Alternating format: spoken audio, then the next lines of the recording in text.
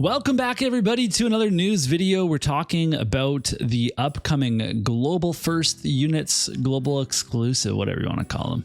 They're coming back, as well as Dark Shiva. So things are happening in War of the Visions, things that we maybe weren't expecting, but you know, let's kind of get into it and talk about what's going on. So first of all, we have new vision cards. So Dark Shiva is brand new, going to be very hard to pull. And then there's a Fundamental Forces card, which is what all the global exclusive like elemental warriors are called in FFBE. So part of the Fundamental Forces is Elena, but there's also Luis and some other people probably. So let's see what these cards do.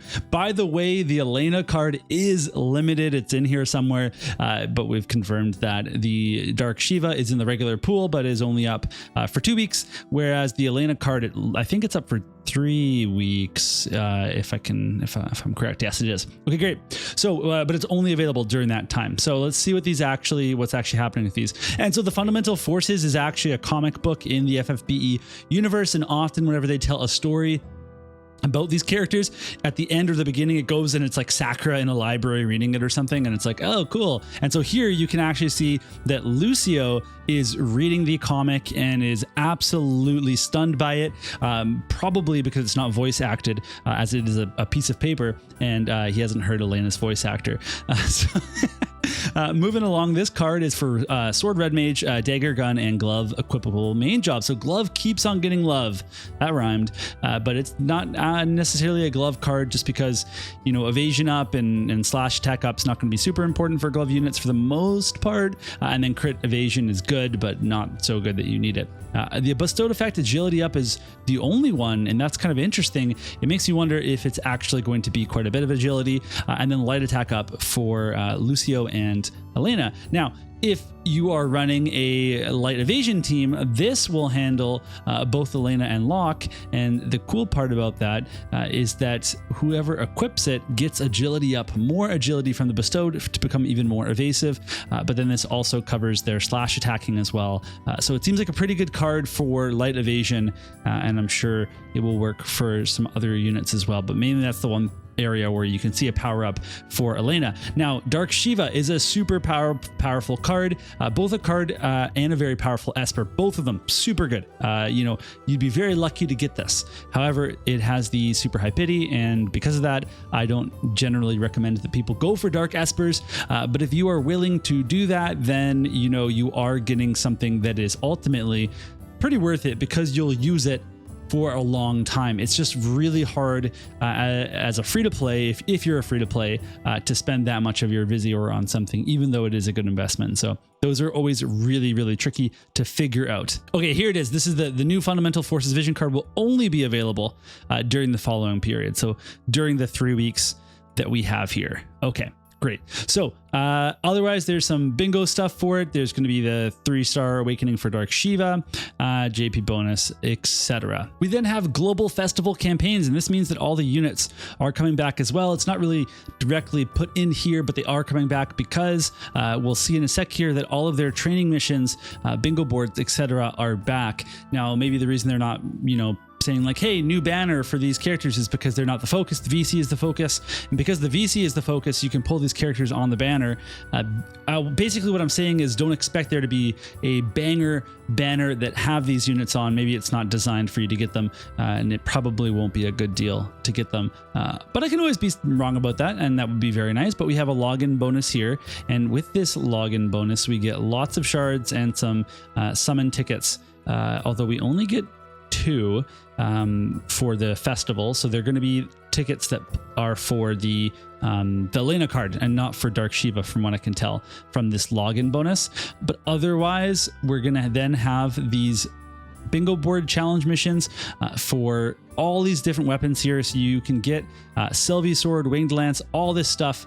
It's all going to be available, which is really nice. And then this is really weird, because it says we have decided to extend the Jaden, like, you know, Road to Worldwide Part 3 campaign an extra week. And I kind of thought to myself, like, wait, it wasn't running for his whole banner? He was only right up for 1 week? I know there was a post on Reddit that was talking about how these types of things are worded, and it's a Japanese culture thing, but how could you possibly think this is meaningful or matters whatsoever. Like, we've decided to extend this campaign for another week. It should have just been for the length of his banner. This makes no sense. It's just so silly, and they just look dumb having written this and putting this into, like, they look worse off for having wrote this.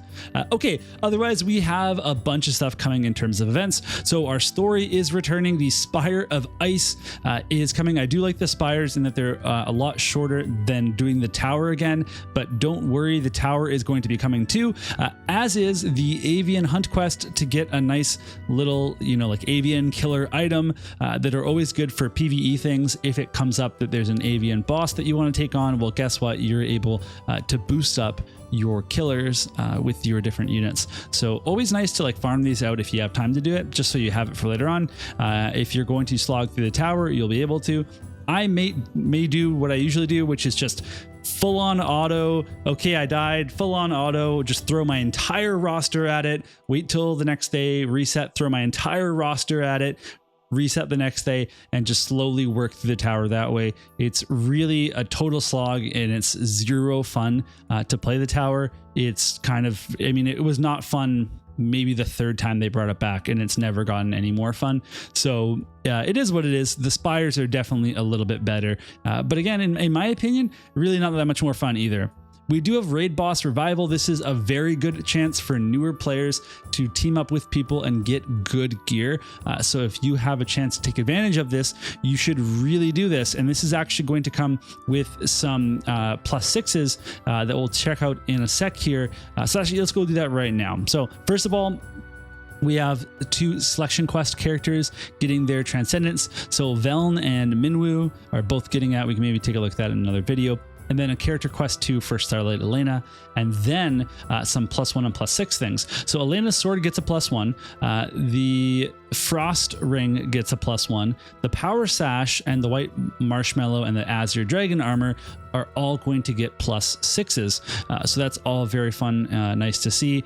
The Power Sash, maybe I'll do that for my Raldor, just because, you know, you gotta give them every little piece of advantage that you possibly can. And then otherwise, big congrats to Suribu for winning the Wezet Cup. I used to play with Suribu in my guild.